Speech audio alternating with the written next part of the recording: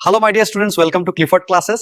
আজ আমরা ডিসকাস করব এনআইওএস ক্লাস 12 ফিজিক্সের ল অফ মোশন নিয়ে। আচ্ছা, আমাদের চারপাশে যা কিছুই নড়াচড়া করছে, মানে ধরুন একটা বল গড়িয়ে যাচ্ছে বা কোনো গ্রহ সূর্যের চারপাশে ঘুরছে, এই সব কিছুর পেছনে কিন্তু খুব সহজ কয়েকটা নিয়ম কাজ করে।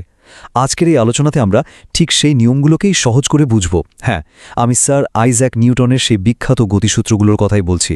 কখনো কি ভেবে দেখেছেন একটা ফুটবলকে কিক করলে সেটা কিছুক্ষণ পর থেমে যায়, কিন্তু আমাদের এই পৃথিবী সে তো লক্ষ লক্ষ বছর ধরে সূর্যের চারপাশে ঘুরেই চলেছে, থামার কোনো নামই নেই। কেন এমন হয় বলুন তো? প্রশ্নটা শুনতে যতই সহজ লাগুক না কেন, এর মধ্যেই কিন্তু লুকিয়ে আছে গতির এক বিরাট রহস্য। চলুন আজ এই ধাঁধারই উত্তর খোঁজার চেষ্টা করা যায়। তো এই রহস্যের জট খুলতে গেলে আমাদের প্রথমেই যে জিনিসটা বুঝতে হবে তা হলো জড়তা। এটাই হচ্ছে নিউটনের প্রথম সূত্র। মজার ব্যাপার হলো একে আমরা আলস্যের সূত্র বলতে পারি, কারণ এটা আমাদের বলে দেয় যে কোনো জিনিস তার স্বাভাবিক অবস্থায় আসলে কতটা অলস। এই যে আলস্য বা লেজিনেসের কথা বলছি, ফিজিক্সের ভাষায় একেই বলে জড়তা বা ইনার্শিয়া।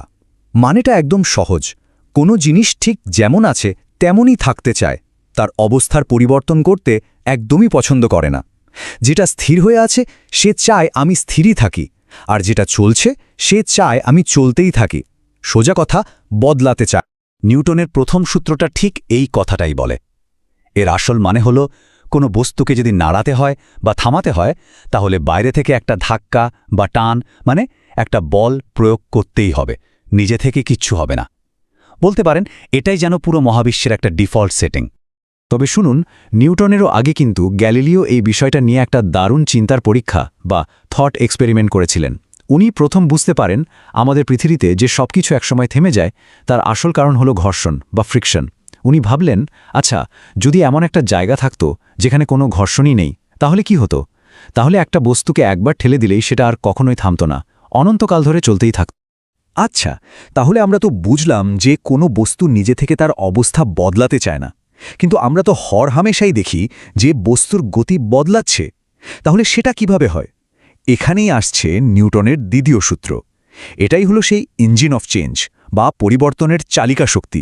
কোনো চলন্ত বস্তুর আসল ইম্প্যাক্টটা বুঝতে হলে কিন্তু শুধু তার স্পিড জানলে চলবে না, তার ভর বা মাসটাও জানতে হবে। এই দুটো জিনিসকে একসাথে করলে যা পাওয়া যায় সেটাই হলো ভরবেগ বা মোমেন্টাম। ব্যাপারটা এভাবে ভাবুন, একটা সাইকেল এসে যদি ধাক্কা দেয় আর একটা চলন্ত ট্রাক এসে ধাক্কা দেয়, দুটোর মধ্যে আকাশ পাতাল তফাৎ, তাই না? কারণ ট্রাকের ভর অনেক বেশি, তাই তার ভরবেগও অনেক বেশি। নিউটনের দ্বিতীয় সূত্রটা ঠিক এই ভরবেগের পরিবর্তন নিয়ে কথা বলে। খুব সহজ করে বললে, আপনি যত জোরে কোনো কিছুকে ধাক্কা দেবেন বা টানবেন, মানে যত বেশি বল প্রয়োগ করবেন, তার ভরবেগ তত তাড়াতাড়ি বদলে যাবে। কম বল দিলে আস্তে আস্তে পরিবর্তন হবে, আর বেশি বল দিলে অনেক দ্রুত পরিবর্তন হবে। সিম্পল। আর এই পুরো আইডিয়াটারই সবচেয়ে বিখ্যাত আর শক্তিশালী রূপ হলো ওই ছোট্ট সমীকরণটা F=ma। মানে বল হলো ভর আর ত্বরণের গুণফল। ভাবা যায় এই একটা মাত্র সমীকরণ দিয়েই রকেট সায়েন্স থেকে শুরু করে গাড়ির ইঞ্জিন ডিজাইন পর্যন্ত সবকিছু হিসেব করা হয়। এটা আসলে খুব সুন্দরভাবে দেখিয়ে দেয় যে বল, ভর আর গতির পরিবর্তন, এই তিনটে জিনিস কিভাবে একে অপরের সাথে জুড়ে আছে। চলুন একটা ছোট্ট উদাহরণ দিয়ে দেখি এটা বাস্তবে কিভাবে কাজ করে। ধরুন একটা 0.4 কেজির বলকে আমাদের 10 সেকেন্ডের মধ্যে থামাতে হবে। হিসেব করলে দেখা যাচ্ছে এর জন্য আমাদের ঠিক 0.8 নিউটন বল লাগবে। কিন্তু খেয়াল করুন, এখানে একটা মাইনাস চিহ্ন আছে। এই মাইনাসটা কেন? কারণ বলটাকে থামাতে হলে গতির উল্টো দিকে বল প্রয়োগ করতে হবে, মানে একরকম ব্রেক কষতে হবে। তো এতক্ষণ আমরা দেখলাম একটা বস্তুর উপর বল কিভাবে কাজ করে, কিন্তু আসল মজাটা হলো এই মহাবিশ্বে কোনো বলই কিন্তু একা আসে না। এরা সবসময় জোড়ায় জোড়ায় আসে, ঠিক যেন নাচের পার্টনারের মতো। আর নিউটনের তৃতীয় সূত্র আমাদের এই কসমিক ড্যান্স বা মহাজাগতিক নৃত্যের নিয়মটাই শিখিয়ে দেয়। প্রত্যেক ক্রিয়ারই একটি সমান ও বিপরীত প্রতিক্রিয়া আছে, এই কথাটা তো আমরা সবাই কমবেশি শুনেছি, তাই না? কিন্তু এর আসল মানেটা কিন্তু বেশ গভীর। আর সত্যি বলতে কি, অনেকেই এটা একটু ভুল বোঝেন। চলুন আজ সেই ভুল ধারণাটা একদম ভেঙে ফেলা যাক। এখানে যে জিনিসটা মাথায় গেঁথে নিতে হবে সেটা হলো ক্রিয়া আর প্রতিক্রিয়া বল দুটো সবসময় আলাদা বস্তুর উপর কাজ করে। যেমন ধরুন একটা বই টেবিলকে নিচের দিকে চাপ দেয়, এটা হলো ক্রিয়া। আর টেবিলটাও ঠিক ততটাই বল দিয়ে বইটাকে ওপরের দিকে ঠেলে রাখে। এটা হলো প্রতিক্রিয়া। যেহেতু বল দুটো আলাদা জিনিসের উপর কাজ করছে, একটা টেবিলের উপর আর একটা বইয়ের উপর, তাই এরা একে অপরকে ক্যান্সেল বা বাতিল করে দেয় না। এটাই সবচেয়ে গুরুত্বপূর্ণ পয়েন্ট। আমাদের চারপাশেই কিন্তু এর হাজারটা উদাহরণ। রকেট যখন ওড়ে তখন সে প্রচণ্ড বেগে গ্যাস নিচের দিকে ছাড়ে, আর সেই গ্যাসের ধাক্কাই রকেটকে ওপরের দিকে পাঠিয়ে দেয়। বলতে গেলে আমাদের চারপাশের প্রায় সব গতি আসলে এই অ্যাকশন রিঅ্যাকশনের খেলা। বেশ, আমরা তো 3টি সূত্র আলাদা আলাদা করে দেখলাম, কিন্তু এবার যদি আমরা সবগুলোকে একসাথে করি তাহলে প্রকৃতির এক অসম্ভব সুন্দর আর শক্তিশালী নিয়ম আমাদের সামনে চলে আসে, আর সেটা হলো ভরবেগের সংরক্ষণশীলতার নীতি। এর মানে কি? এর মানে হলো বাইরে থেকে যদি কোনো ধাক্কাধাক্কি না করা হয় তাহলে যে কোনো একটা সিস্টেমের মোট ভরবেগ সবসময় একই থাকবে, মানে কনস্ট্যান্ট থাকবে। ধরুন 2টো বিলিয়ার্ড বলের মধ্যে ধাক্কা লাগলো, হতে পারে একটা বলের গতি বেড়ে গেল, অন্যটার কমে গেল, কিন্তু দুটোর মোট ভরবেগ ধাক্কা লাগার আগে যা ছিল ধাক্কা লাগার পরেও ঠিক তাই থাকবে, কিচ্ছু হারায় না। শুধু একজনের থেকে আরেকজনের কাছে ভরবেগটা চলে যায়।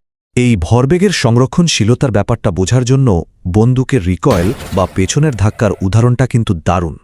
কখনো ভেবে দেখেছেন, গুলিটা তো সামনে যায়, তাহলে বন্দুকটা পিছন দিকে এমন ধাক্কা দেয় কেন? এর পেছনের বিজ্ঞানটা লুকিয়ে আছে এই ছোট্ট সমীকরণে। এটা বলছে গুলির ভরবেগ আর বন্দুকের ভরবেগ আসলে সমান, কিন্তু একেবারে উল্টো দিকে। ওই যে মাইনাস চিহ্নটা দেখছেন, ওটা আসলে ওই উল্টো দিকটায় বোঝাচ্ছে। দেখুন, গুলি ছোড়ার আগে কি ছিল? বন্দুক আর গুলি দুটোই তো স্থির। তার মানে সিস্টেমের মোট ভরবেগ ছিল 0। এখন প্রকৃতির নিয়ম হল গুলি ছোড়ার পরেও মোট ভরবেগ 0ই থাকতে হবে। তো গুলিটা যখন প্রচণ্ড গতিতে সামনের দিকে ছুটে যায় তখন সে একটা পজিটিভ ভরবেগ তৈরি করে। সেটাকে ব্যালেন্স করে আবার 0 বানানোর জন্যই বন্দুকটাকে ঠিক ততটাই নেগেটিভ ভরবেগ নিয়ে পেছনের দিকে সরে আসতে হয়। ব্যাস, এভাবেই মোট ভরবেগ 0ই থেকে যায়। আর ঠিক এই একই নিয়মে কিন্তু রকেটও চলে। রকেট প্রচণ্ড বেগে গ্যাস নিচের দিকে ছাড়ে, যা গ্যাসের জন্য একটা বিশাল ভরবেগ তৈরি করে। আর মোট ভরবেগকে কনস্ট্যান্ট বা ধ্রুবক রাখার জন্য রকেটটা ঠিক তার উল্টো দিকে অর্থাৎ উপরের দিকে সমান পরিমাণ ভরবেগ লাভ করে, আর এই ধাক্কাতেই সে মহাকাশের দিকে ছুটে চলে। তাহলে একদম শুরুতে আমরা যে ধাঁধাটা নিয়ে আলোচনা শুরু করেছিলাম তার উত্তরটা কিন্তু এখন আমাদের কাছে পরিষ্কার। একটা গুড়িয়ে যাওয়া ফুটবল কেন থেমে যায় আর একটা গ্রহ কেন ঘুরতেই থাকে, এই সব কিছুর উত্তরই লুকিয়ে আছে মাত্র 3টি সহজ কিন্তু অবিশ্বাস্য রকম শক্তিশালী সূত্রের মধ্যে। এই সূত্রগুলো দিয়েই আমরা মহাবিশ্বের প্রায় সব গতিকে ব্যাখ্যা করতে পারি। কিন্তু মজার ব্যাপার হলো এই সূত্রগুলো শুধু আমাদের প্রশ্নের উত্তরই দেয় না, বরং আরও নতুন নতুন প্রশ্ন তৈরি করে। একবার ভাবুন তো, একটা ফুটবল থেকে শুরু করে একটা আস্ত গ্যালাক্সির গতি পর্যন্ত সবকিছু যে নিয়ম মেনে চলে, সেই একই মৌলিক নিয়মগুলো ব্যবহার করে আমরা ভবিষ্যতে মহাবিশ্বের আর কোন কোন অজানা রহস্যের সমাধান করতে পারব? Thank you for watching. See you in the next video. Like and subscribe.